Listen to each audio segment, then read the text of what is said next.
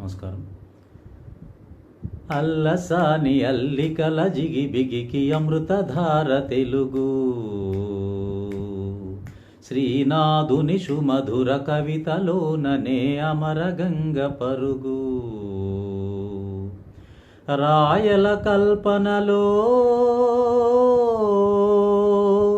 రామకృష్ణుని శిల్పములో, రాయల కల్పనలో రామకృష్ణుని శిల్పములో, రసధారయై ధృవతారయై మన దేశ భాషలకు లెస్సయై,